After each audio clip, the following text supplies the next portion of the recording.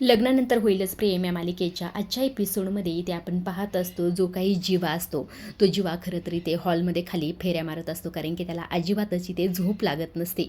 आता तो खरं तर इथे पायऱ्यावर येऊन बसतो, तेव्हा इथे खरं तर त्याला एक गोष्ट आठवते. जेव्हा तो नंदिनीला म्हटलेला असतो की जेव्हा आपलं बाळ होईल ना तेव्हा खरं तर त्याला जी प्रत्येक गोष्ट पाहिजे असेल ना, प्रत्येक वस्तू पाहिजे असेल ना, ती मी त्याला देण्याचा हा प्रयत्न करेल, कारण की त्याने क्रिकेटची बॅटची किंमत पाहून खरं तर ती परत ठेवायला नको आहे, तर त्या प्रत्येक बॅटनी त्यांनी सिक्सर मारला पाहिजे असंही ते जीवाने म्हटलेल्या सर्व गोष्टी त्याला इथे आठवत असतात.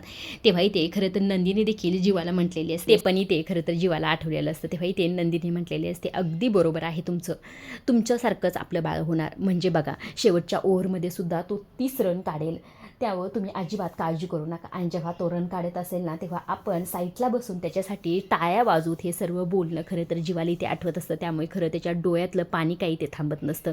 आता इकडनं माननी आलेली असते, त्यामुळे माननीला खरं तर स्वतःच्या मुलाची ही अवस्था पाहून फार वाईट वाटतं.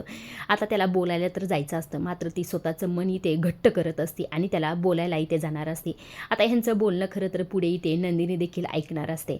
आजच्या पुरतं एवढंच. आता पुढील भागात इथे आपण पाहत असतो की जी काही इथे काव्य असते ती इथे पार्थला म्हणत असते, मला पण आई व्हायचंय, पण पार्थ काय करू सांगा, एकीकडे अभ्यास आणि दुसरीकडे बाळ, हे सगळं कसं मॅनेज करू मी, असं इथे म्हटल्याबरोबर पार्थ म्हणतो, काव्या मी आहे ना, मी तुमच्यासोबत असताना तुम्ही कशाला काळजी करताय. तेव्हा खरं काव्या आई होणं खरं तर ही खूप मोठी जबाबदारी आहे पार्थ, त्यामुळे खरं तर मला या गोष्टी कशा प्रकारे हँडल कराव्या हेच मला कळत नाही, असं इथे म्हटल्याबरोबर पार्थ म्हणतो असं, तुमच्या मनात जर आई होण्याबद्दल शंका असेल तर, असं इथे म्हटल्याबरोबर काव्या लगे त्याच्याकडे वळून पाहते, तर काय मग पार्थ, असं इथे म्हटलेले. आता इथे खरं तर पार्थ खूप मोठा निर्णय घेणार असतो, त्यामुळे खरं तर काव्या आणि पार्थच्या आयुष्यात खूप मोठा टर्निंग पॉईंट येणार असतो.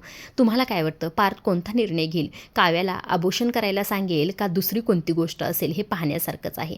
आजच्या पुरतं एवढंच. अशा डेली मालिकेच्या अपडेट्स जर जाणून घ्यायला आवडत असतील तर आपल्या चॅनलला जरूर सबस्क्राईब करा.